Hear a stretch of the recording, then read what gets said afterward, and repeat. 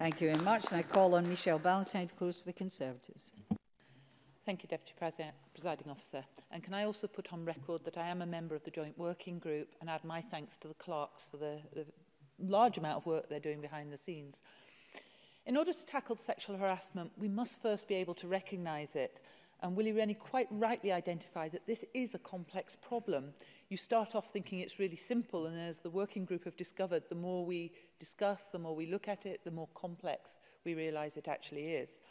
That is why the formation of the Joint Working Group and the work of the committee and the publication of this report were and are so important. Acts of sexual harassment are power plays, and behaviour tends to be dominating and often humiliating. Ian Gray beautifully described it as a palace of power relationships. So I'm going to take that home with me and have a wee think about that. But it's quite a good description, I think.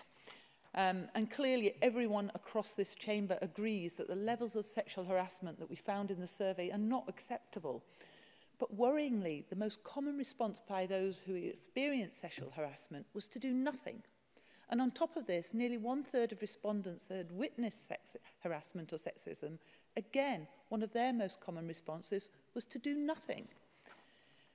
The Standards Committee report showed that underreporting is endemic in the majority of institutions, and this Parliament is clearly no exception. But Alison Harris astutely noted that it can often be difficult to know what to do or who to turn to when you experience harassment, especially if you feel it may compromise your job prospects. This serves only to highlight why new mechanisms for reporting harassment are so important, and I hope that this will allow Parliament to begin to rectify its record. As my colleagues Rhoda Grant have indicated, the Joint Working Group has already published its zero tolerance statement, and this is the beginning, I hope, of moving towards a better environment in terms of what we're experiencing here. The new reporting procedures that we're working on now, I hope, will allow for independent, confidential channels for complaints that will also balance anonymity with transparency and fairness. Because also, we have to remember that it is not about the intention of an action or a comment, as this might be entirely without malicious intent. The importance of what somebody does often lies in the unintended consequences of our actions and how they are perceived by others.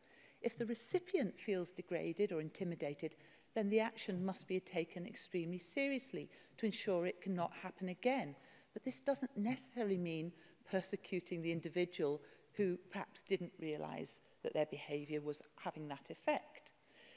But that brings us to training, because, of course, we all need to become more aware and more alert to the feelings and perspectives of others. So training does have an extremely important role. Should it be mandatory? Well, lack of training should certainly not be an adequate defence. As Alexander Stewart stressed, this Parliament should be setting standards to which we expect others to rise. Inaction was not an option, and therefore I am glad that the Working Group and the Committee have been able to move quickly to establish new measures for the elimination of sexual harassment. But for a complainant to feel truly confident about reporting harassment of any sort, the individual needs to feel confident that action can and will be taken. It seems, as Jamie Halcrow-Johnson, Claire Hockey and Rhoda Grant have all identified, there is still a gap, particularly in how MSPs are held to account in a fair but effective way. But I take Tom Arthur's point that this report and the work that is being done should be seen as a start, an interim and not an end, because I think we still have a number of items that we're going to have to explore in more detail and look at the evidence, and the clash between Patrick Harvey and Willie Rennie highlights this. There are things that seem simple on the surface that we should take action on, but actually when we start to get into the detail are very complicated to actually enact. But the thing to remember at the end of the day, we are in positions of power, and as a result of that, we have a responsibility to lead by example, and I hope that over the next few months we'll show that we can do that.